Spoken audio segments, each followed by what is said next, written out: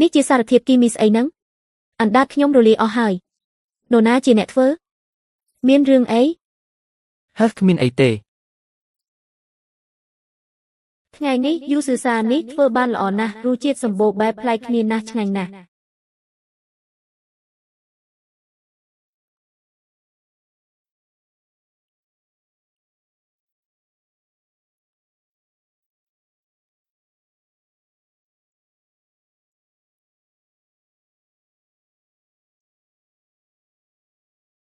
ខើអូ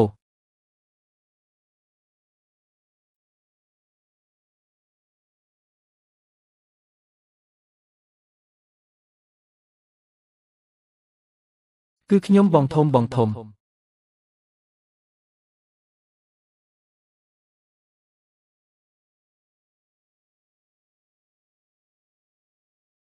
ចាងជីងម៉ៃនាងជាបិសាចមែនទេ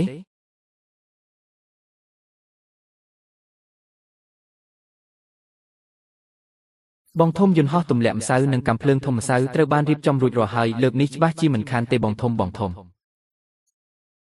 បើប្រាជ័យម្ដងទៀតឯងទាំងពីរនាក់ចេញពីយេសទៅ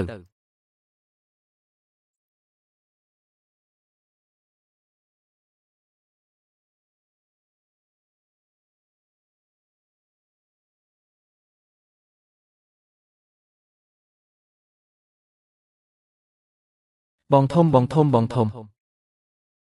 អា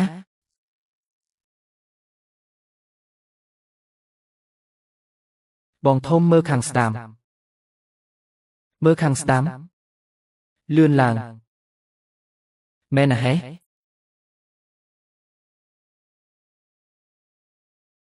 បងធំមកហើយ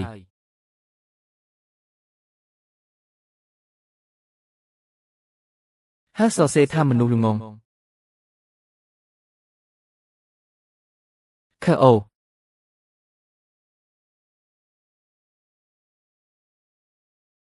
ចាងជីងម៉ៃម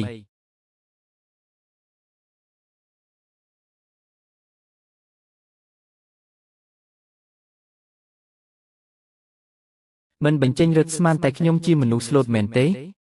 ល្អណាស់ចាងជីងម៉ៃខ្ញុំមិនជឿថាក្រាបនាងមិនបានទេបងធំឬមួយក៏ឈប់ទៅណែបងធំក្នុងពេលដែលការវាយប្រហារដោយកម្លាំងមិនអាចបំផ្លាញរូបភាពដ៏ល្អឥតខ្ចោះរបស់នាងបានបើចង់កម្ចាត់ក្មេងស្រីល្អคล้ายៗដូចជានាងគឺត្រូវតែប្រើការវាយប្រហារផ្លូវចិត្តនិយាយភាសាមនុស្សមកគឺស្អីវិធីល្អបំផុតដើម្បីបំផ្លាញស្រីស្អាតដ៏ល្អឥតខ្ចោះម្នាក់មិនមែនកំទេចនាងទេគឺការជិះទឹកកខ្វក់ទៅលើខ្លួននាង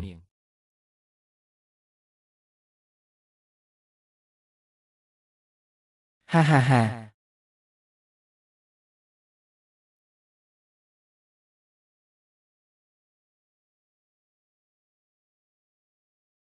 ព្រះឲ្យនេះជាស្ដេចបិសាចឡុងរយីដែលសំបីតែនាយកសាលាក៏មិនហ៊ានក្បាលដែរឬថាគាត់កាច់ណាស់ធ្វើឲ្យគាត់មិនសប្បាយចិត្តតែបន្តិចពួកយើងនឹងស៊ើយធំហើយ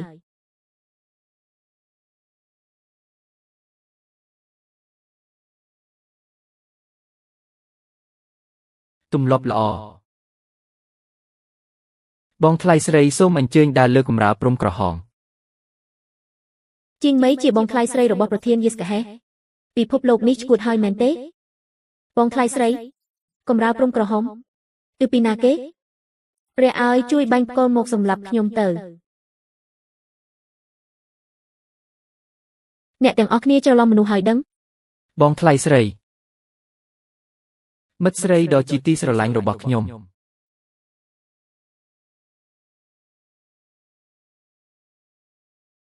ផាំងវិធីនេះពិតជាសាហាវណាស់